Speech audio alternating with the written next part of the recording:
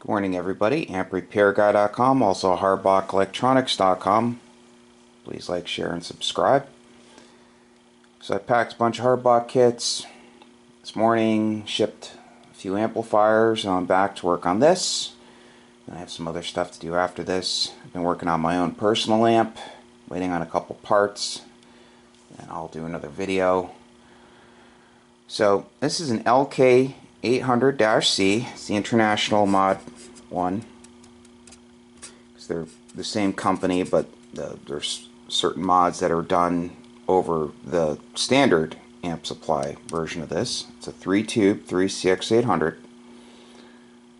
Local guy. Same person that owns the QRO amp. So it doesn't really need anything. The SO239s are okay. The power cord is dry rotted, so I'm in multiple places, so I'll replace that. So I'm going to show this real quick. Super clean. iMac tubes. There's a thermal switch, so if when the exhaust temp gets up to a certain amount, the fan speeds up. I'm guessing it has a fan. I've never taken the bottom apart here, but there's an intake. So if you have one of these, you have to be careful because the intake is actually below here. So you don't want this on like high pile carpet or something on a bench, or you don't want to impede this intake at all. So what I'm going to do is when I go to test it, I'm going to prop it up. There is a gap, but I want more of a gap. So band switch looks okay. Their variable capacitors look okay. Filter caps look okay. It has a different board than the other ones I've seen, so I think this is specific to the mod, so I'm going to leave that alone. I told him if he ever needs caps, I'll just change the caps and the resistors on this board to keep it original. You know, it's so clean, I don't really want to mess with anything I don't have to mess with. So, you have the board to change it from 120 to 220. They got the filament transformer, you got the input circuit board. He wondered about that rubber bump stop. That is stock. They normally have this going this way, and there's usually a plate transformer in here, so that's usually between the board and the transformer. There's the relay for the 10 meter mod. That's all been added. So there's a series glitch resistor already, so I don't have to add one. Teflon coax. Okay, so I'm gonna go ahead and change the cord and show it working. Then I'll strip it back down, and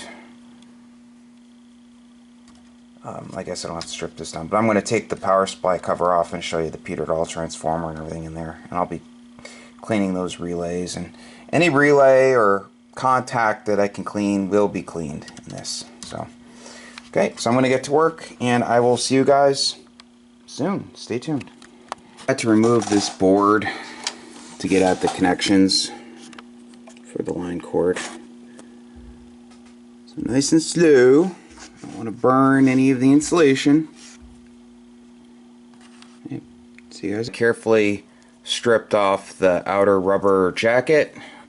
You always want to make sure you don't cut too deep and then cut into the insulation for the individual conductors. So I basically I don't go through all of it. I go through maybe half or maybe a little more, and then I slice down the side of it. Not all the way through, but then at the end I slice through all of it, and then I pull it back. That just allows it to get pulled back. Then I clip around, carefully clip the rubber off around it. So, when it's pulled back with it exposed on one side. So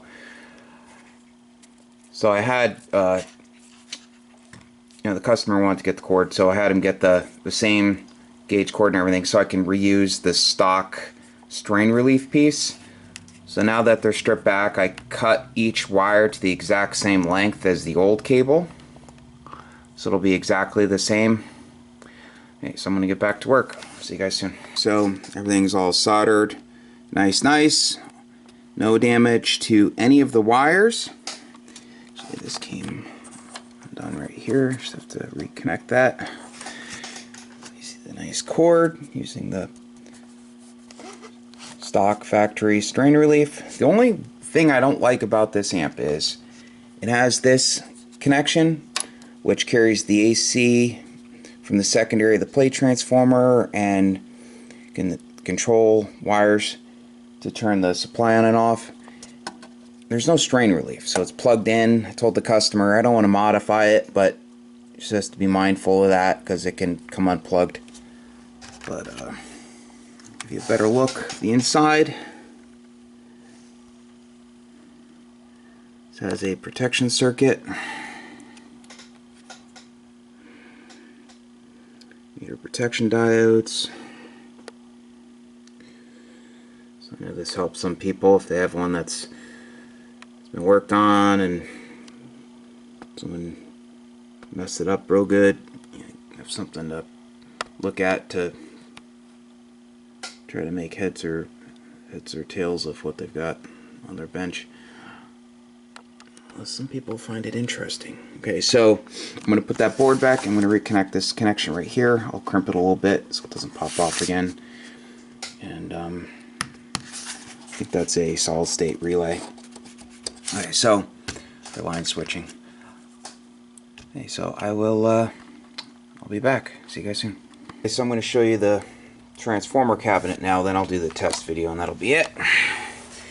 So, stock cabinet, the perforated cover, you know, has the holes on the sides for the cooling, perforated in the front, then right there.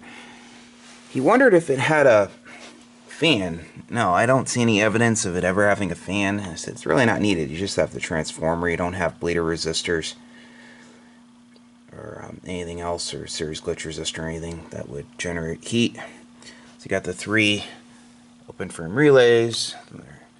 There's a relay right there. Line fuses.